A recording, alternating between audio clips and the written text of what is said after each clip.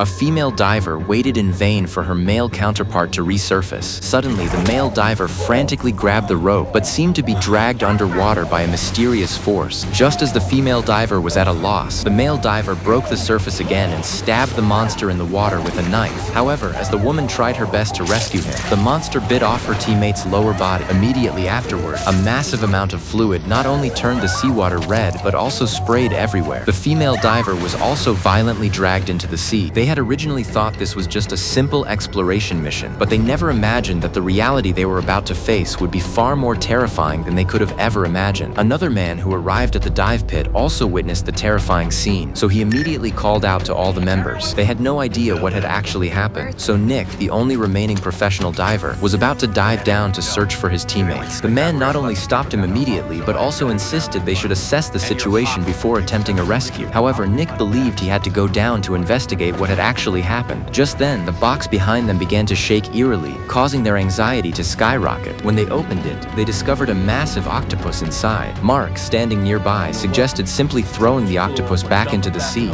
别，不要伤害它。 Harm it. Take it to the lab. She's right.